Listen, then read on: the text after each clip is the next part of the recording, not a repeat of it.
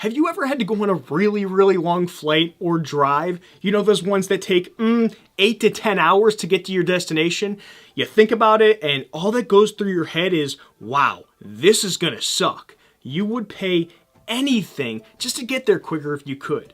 Well, just thinking about how to start paying off your debt is just like that. Except you can't buy a plane ticket to fly instead of drive. And Elon Musk sure as shit won't allow you to borrow one of his rockets to get to where you want to be. Hey, I'm Jared, and I want to share with you how I started paying off my debt based on my journey of paying off $82,000. Damn. That sucked. I don't know about you, but after I graduated college, I felt like a weight had been lifted off of my shoulders because I spent more than 20 years getting educated and I was finally done. I was particularly excited because school, it just was not my strong suit. I hated it and I really struggled just to get through it. A lot of people loved college and said that those were some of the best times of their lives. I couldn't be more of the opposite. I was so happy to be done and never wanted to have to go through that ever again. And I still don't. To be done made me feel like I was finally free. Then came that student loan bill. $70,000 plus interest is what I owed. And I thought to myself, with some tears starting to come down my eyes, but I thought that I was finally done and I could leave anything that had to do with school behind me. No, that was not the case, not even a little bit. The first thing that I had to do to start paying off my student loans is realizing that there is a problem. I never even thought about how much I owed until I got that first bill once I graduated.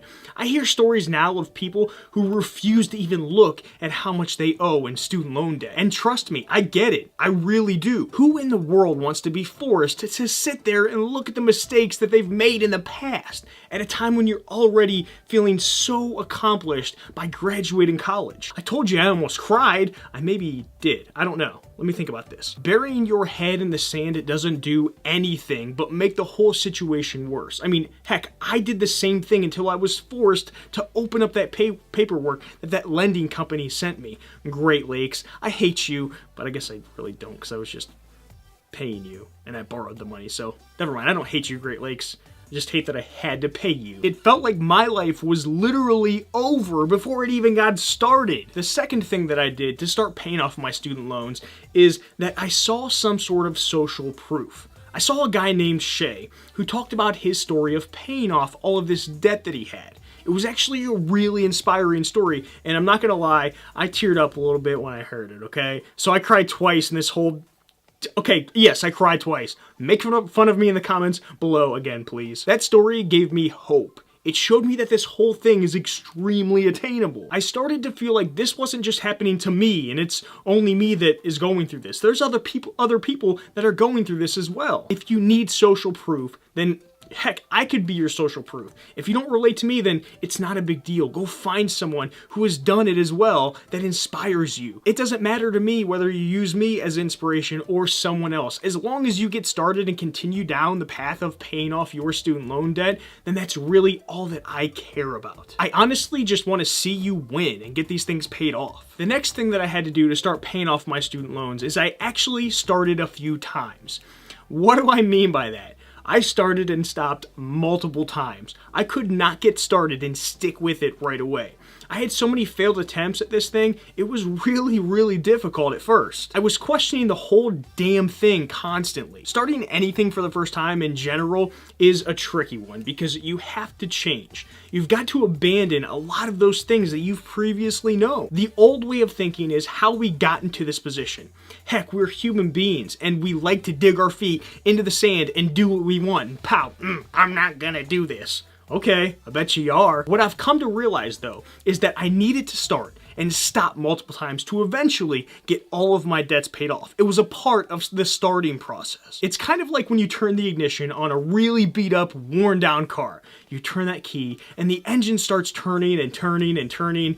It sounds like it's so close to starting up and you're like, come on, give me some hope, give me some hope. So you do that a couple more times with no success of getting that engine going. And then that engine revs up. So you start giving it some gas to get that fuel pumping and that sucker warmed up to drive. That adrenaline starts bursting through you at every inch of your body. It doesn't matter how many times you start, as long as one of those times you start and keep going longer than the last time you started. The final thing that I had to do to get started with paying off my student loans was I had to give up. I eventually realized that I was essentially resisting paying off all of my debt.